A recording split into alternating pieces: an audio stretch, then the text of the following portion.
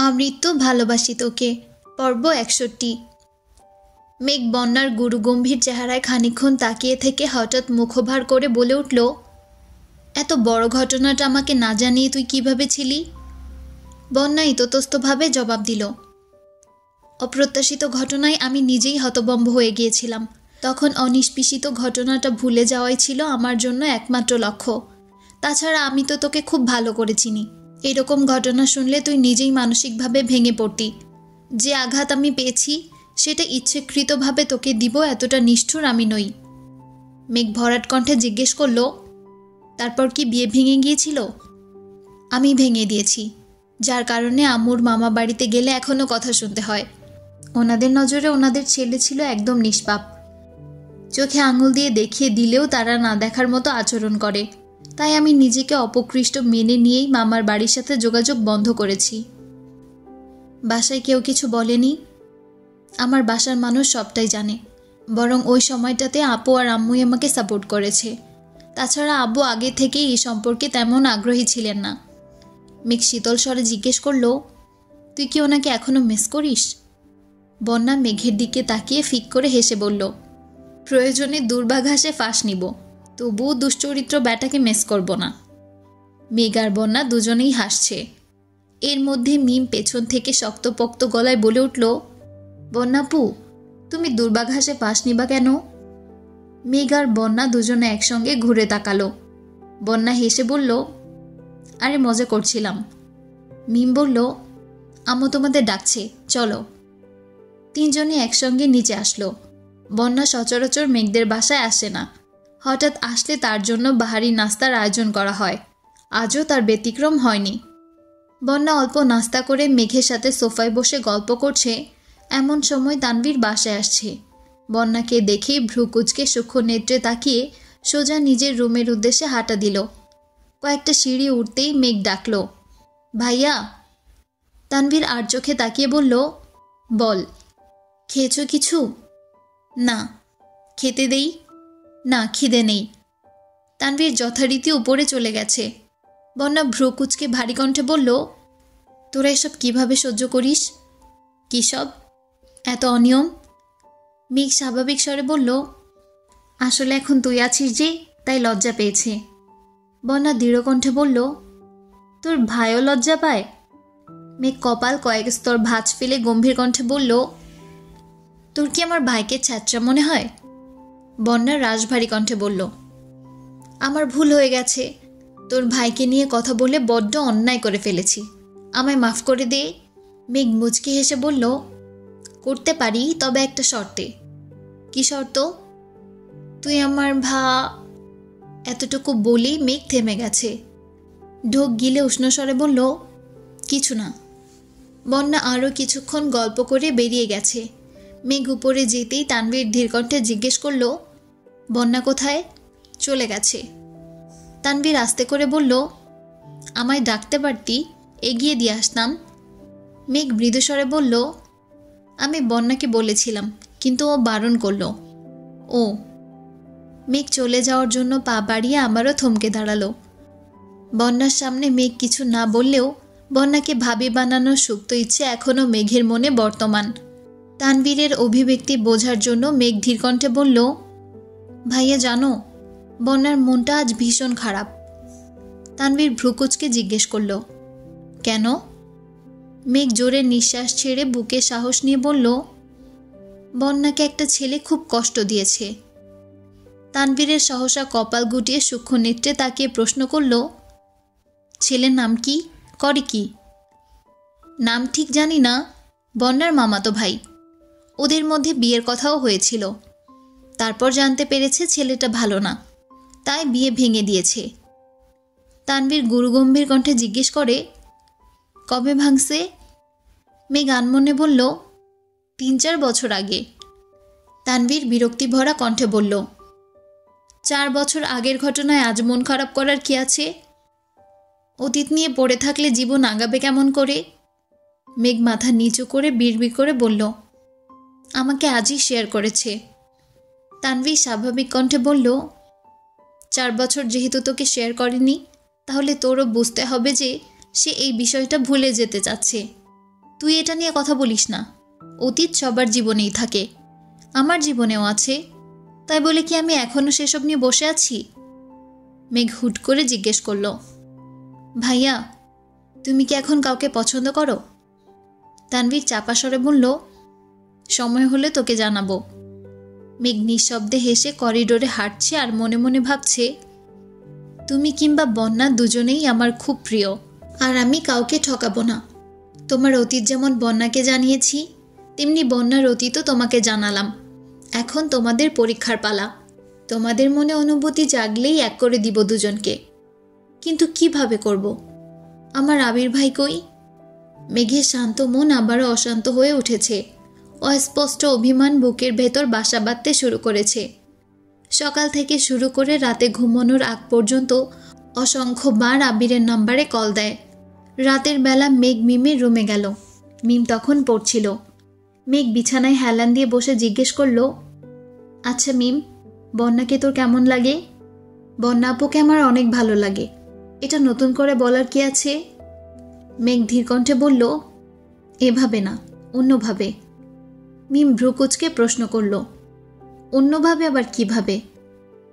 আমাদের ভাবি হিসেবে কেমন লাগে?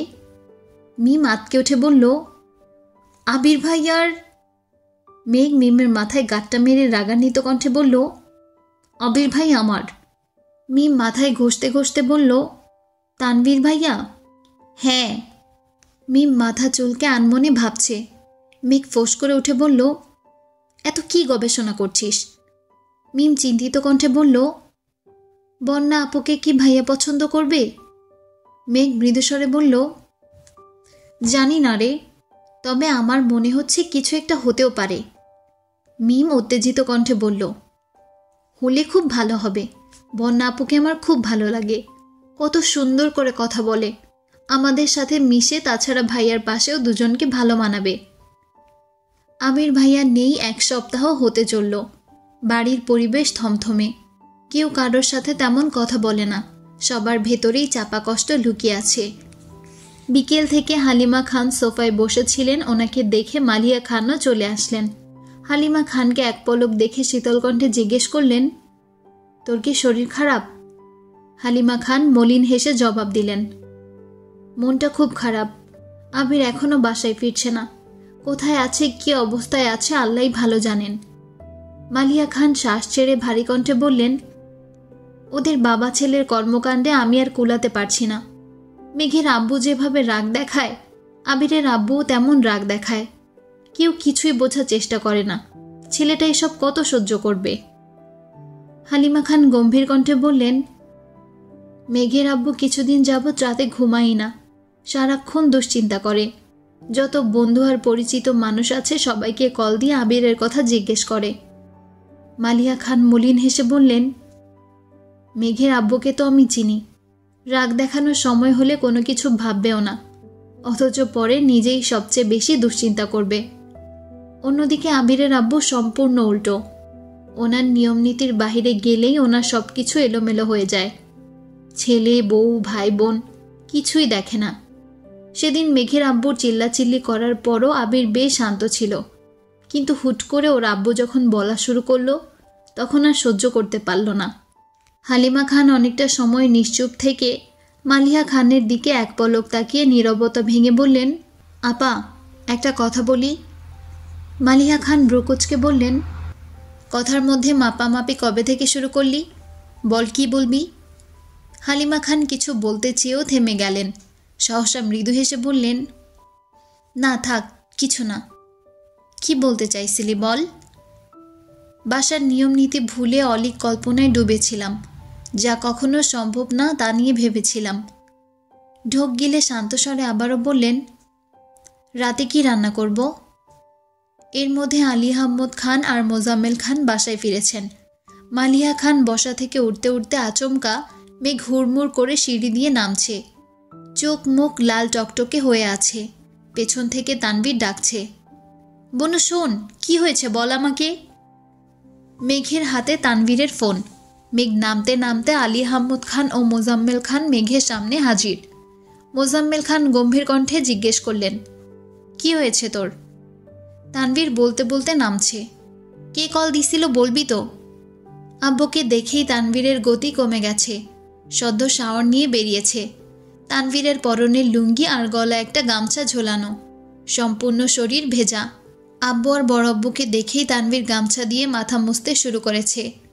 একটু আগে মেঘ আবিরের খোঁজ নিতে তানভীরের রুমে গিয়েছিল। তানভীর ওয়াশরুমে থাকায় কিছু জিজ্ঞেস করতে পারেনি। হঠাৎ তানভীরের ফোনে কল বাজতে শুরু করে। মেঘ উচ্চস্বরে ডাকে, ভাইয়া তোমার ফোনে কল আসতেছে। দেখ কে কল দিয়েছে। মেঘ ফোনের স্ক্রিনে তাকায়। অপরিচিত নাম্বার দেখে তেমন পাত্তা দেয়নি। একবার রিং বন্ধ হয়ে গেছে। মেঘ দরজা পর্যন্ত যেতেই আবারও কল বাজতেছে। ওয়াশরুম থেকে তানভীর বলছে, রিসিভ করে বল আমি ব্যস্ত। মেঘও যথারীতি কল রিসিভ করে বলতে নিল, ভাইয়া। এতটুকু বলতেই ওপাশ থেকে অপরিচিত কণ্ঠস্বর ভেসে আসলো, তানভীর আমি আবির। মেঘ আর আবির দুজনেই একসঙ্গে কথা বলে আকস্মিক দুজনেই থমকে গেছে। মেঘ উত্তপ্ত কণ্ঠে ডেকে উঠল, আবির ভাই। ততক্ষণে আবির কল কেটে দিয়েছে। এমন সময় তানভীরও ওয়াশরুম থেকে বের হয়েছে। মেঘের হাতে কম্পন দেখে ধীর কণ্ঠে শুধালো, কে কল দিয়েছিল? মেঘ উত্তর না দিয়েই রুম থেকে দৌড়ে বেরিয়ে আসছে। মেঘের চোখ মুখ দেখে আলী আহমদ খান প্রশ্ন করলেন, কিছু হয়েছে? মেঘ অতর্কিতে ভেজা কণ্ঠে বলে উঠল, এইমাত্র ভাইয়ার ফোনে আবির ভাই কল দিয়েছিল। আমার কণ্ঠ শুনে কল কেটে দিয়েছে। তানভীর ভারী কণ্ঠে শুধালো, কি ভাইয়া কল দিয়েছিল? আলী আহমদ খান সহ সবাই তানভীরের দিকে সন্দেহের দৃষ্টিতে তাকিয়ে আছে। তানভীর সবাইকে এক পলক দেখে সহসা বলল, আমার সাথে ভাইয়ার সত্যি যোগাযোগ নেই, আমি জানি না কিছু। তানভীর নেমে এসে মেঘের হাত থেকে ফোন নিয়ে নাম্বারটা চেক করতে লাগলো। মেঘ 2 সিঁড়ি দিয়ে উঠে তানভীরের ফোনের দিকে তাকিয়ে আছে। তানভীর কল ডিটেলস বের করে মেঘকে উদ্দেশ্য করে বলল, দেখ তো আমার সাথে কথা হয়েছে কি না। তাছাড়া আমার সাথে যদি ভাইয়ার যোগাযোগই থাকতো তাহলে আমি এত খোঁজাখুঁজি কেন করতাম? আলী আহমদ খান ভারী কণ্ঠে বললেন, তোমার সাথে আবিরের যোগাযোগ আছে কি নেই সেটা আমার জানার প্রয়োজন নেই। তুমি এই মুহূর্তে আমাদের সামনে আবিরকে কল দিবা। তানভীরের হাত কাঁপছে। ভয়ে ভয়ে ডায়াল করলো সেই নাম্বারে। মোজাম্মেল খানের কথা মতো কল লাউডস্পিকারে দিয়েছে। প্রথমবার কল রিসিভ হয়নি। দ্বিতীয়বার কল রিসিভ করে আবির গুরুভার কণ্ঠে বলল, কিছু বলবি? আবিরের কণ্ঠস্বর শুনেই মেঘের বুক কাঁপছে, 2 চোখ ছলছল করছে। আব্বু বড় আব্বু আম্মুরা সামনে দাঁড়ানো, তাই বারবার ঢোক গিলে মেঘ নিজেকে শান্ত রাখার চেষ্টা করছে। তানভীর সহসা বলল, ভাইয়া কোথায় তুমি? তানভীরের কণ্ঠ শুনে আবির কিছুটা থতমত খেল। কয়েক মুহূর্ত পর দৃঢ় কণ্ঠে উত্তর দিল, আছি। আলী আহমদ খান অত্যন্ত গুরুতর কণ্ঠে বলে উঠলেন, ওকে বলে দাও যেখানেই আছে আজকের মধ্যেই বাসায় ফিরতে। প্রজেক্টের দায়িত্ব যেমন নিয়েছে সেই দায়িত্ব সঠিকভাবে পালনও তাকেই করতে হবে। রাগ যে দেখিয়ে আমার কোম্পানির ক্ষতি করবে তা আমি কখনোই সহ্য করব না। তানভীর শক্ত কণ্ঠে বলল, শুনেছ? হ্যাঁ। মোজাম্মেল খান এবার রাশভারী কণ্ঠে বললেন, শুধু শুনলেই হবে না, যেখানেই আছো রাত 10টার মধ্যে বাসায় আসবে। আচ্ছা। আলী আহমদ খান ও মোজাম্মেল খান নিজেদের রুমে চলে গেছেন। মালিহা খান আর হালিমা খান তানভীরের ফোন নিয়ে হাহাকার শুরু করে দিয়েছেন। মেঘ সিঁড়ির সাথে ঠেস দিয়ে নিস্তব্ধ হয়ে দাঁড়িয়ে আছে। আবিরের সাথে কথা শেষ করেই মালিহা খান নিজের রুমে চলে গেলেন। আলী আহমদ খান বিছানায় হেলান দিয়ে বসে আছেন। মালিহা খান কপট রাগ দেখিয়ে বললেন, ছেলেটা রাগ করে বাসা থেকে চলে গেছে। 1 সপ্তাহ ধরে বাসায় ফিরছে না। তার সাথে আপনার এই ব্যবহারটা না করলে হতো না? আলী আহমদ খান রাশভারী কণ্ঠে বললেন, শোনো, সে কোম্পানির দায়িত্বে আছে মানে এই নয় যে আমি আমার নিয়ম নীতি থেকে সরে যাব। তোমার ছেলে অফিসে মেইল করেছে, কিন্তু সে হয়তো জানে না আমার অফিসে মেইলের মাধ্যমে নেওয়া ছুটির পরিমাণ মাত্র 3 দিন। এর বেশি ছুটি লাগলে সশরীরে উপস্থিত থেকে আবেদন করতে হয়, তারপর নিতে হয়। কিন্তু তোমার ছেলে সেই কাজ করেনি। তারপরেও আমি আরও 3 দিন ছাড় দিলাম। কিন্তু সে নিজের দায়িত্ব নিয়ে যে প্রজেক্টগুলো শুরু করেছে সেগুলোর কি হবে? প্রজেক্ট নেওয়ার সময় যেমন রাগ জেদের কথা মনে ছিল না, প্রজেক্ট শেষ করার ক্ষেত্রেও এখন আমি তার রাগ জেদকে প্রাধান্য দিতে পারবো না। সারা জীবন শুধু ব্যবসা আর নিয়ম নীতিই করলেন, কখনো ছেলেটার সাথে একা বসে 5 মিনিট কথা বলেছেন? ছেলেটা কি চায় না চায় জানতে চেয়েছেন? আলী আহমদ খান ভ্রুকুচকে শীতল চোখে তাকিয়ে ঈষৎ হেসে বললেন, তুমি তো মা, তোমার কাছে কখনো কিছু চেয়েছে? মালিহা খান ঠান্ডা কণ্ঠে বললেন, না। তাহলে বুঝো কেমন ছেলে তোমার। মালিহা খান হালকা রাগী স্বরে বললেন, আপনার জন্যই তো এমন হয়েছে। আলী আহমদ খান সশব্দে হেসে বললেন, মন মতো কিছু হলেই আমার দোষ নাকি? মালিহা খান রেগেমেগে রুম থেকে বেরিয়ে গেছেন। খান বাড়ির মানুষজনদের মন বোঝা দুষ্কর, এই ভালো এই খারাপ। মালিহা খান আবিরের পছন্দ মতো খাবার রান্না করতে ব্যস্ত। মেঘ সোফায় বসে আছে, সামনে টিভি চলছে, তবে মেঘের নজর মেইন গেটে। অনেকক্ষণ পর আবির বাসায় আসছে। আবিরকে দেখেই মেঘ টিভি বন্ধ করে উঠে দাঁড়িয়েছে। মালিহা খান রান্নাঘর থেকে বেরিয়ে আসছেন। আবির আম্মুর সাথে কথা বলার ফাঁকে মেঘকেও এক পলক দেখে নিল। মেঘও নীরের দৃষ্টিতে আবিরকে পরখ করছে। এই 1 সপ্তাহেই আবিরের মুখটা শুকিয়ে গেছে, চোখগুলো ফোলা ফোলা। আবির বেশি কথা না বলে ফ্রেশ হয়ে উপরে চলে গেছে। কিছুক্ষণ পর নিচ থেকে আলী আহমদ খান ডাকলেন। আবির নিচে আসতেই আলী আহমদ খান জিজ্ঞেস করলেন, কোথায় গিয়েছিলে? কাছেই। কেন? কাজ ছিল। আলী আহমদ খান গম্ভীর কণ্ঠে শোধালেন, নিজেকে কি মনে করো তুমি? আবির মৃদু হেসে বলল, আপাতত আপনার অযোগ্য সন্তান। মজা করতেছ? আবির তপ্ত স্বরে বলল, সরি আব্বু, আপনার সাথে মজা করার মতো যোগ্যতা আমার নেই। তা এই 1 সপ্তাহে কি নিরীক্ষণ করলে? নিজের আদতে লাগাম দেওয়া। আমার ব্যবহারে আপনারা কষ্ট পেয়ে থাকলে অনুগ্রহ করে আমাকে মাফ করে দিবেন। আর 3টা প্রজেক্টের কাজ মোটামুটি শেষ, আগামী 3 দিনে সম্পূর্ণ কমপ্লিট হয়ে যাবে। আলহামদুলিল্লাহ। মোজাম্মেল খান ভারী কণ্ঠে বললেন, ভাইজান, তোমার মাথা কি ঠিক আছে? ছেলেটা 1 সপ্তাহ পরে বাসায় ফিরেছে। কোথায় আগে খাওয়া দাওয়া করাবে তা না, ব্যবসা নিয়ে আলোচনা শুরু করে দিয়েছ? মোজাম্মেল খান আবিরের কাঁধে হাত রেখে শান্ত স্বরে বললেন, তোমার আব্বুর কথায় কিছু মনে করো না, চলো খাবে চলো। আমি ঢোক গিলে উষ্ণ স্বরে বলল, সরি চাচু, সেদিন আপনার সাথে ওইরকম ব্যবহার করা আমার একদমই উচিত হয়নি। প্লিজ কিছু মনে রাখবেন না। দূর বোকা ছেলে, তুমি আমার সন্তান সমতুল্য। সন্তানরা ভুল করবে, এটাই স্বাভাবিক। যা হয়েছে সব ভুলে যাও, চলো খাবে এসো। মেঘ আর মিম ড্রয়িং রুমের এক কর্নারে দাঁড়িয়ে সব দেখছে। তানভীর বাসায় নেই, ফিরতে একটু দেরি হবে বলেছে। ইকবাল খান 2 দিন হলো সিলেটে গেছেন। আদিও ঘুমিয়ে পড়েছে। খাবার টেবিলে এখন আলী আহমদ খান, মোজাম্মেল খান, আবির, মেঘ আর মিম।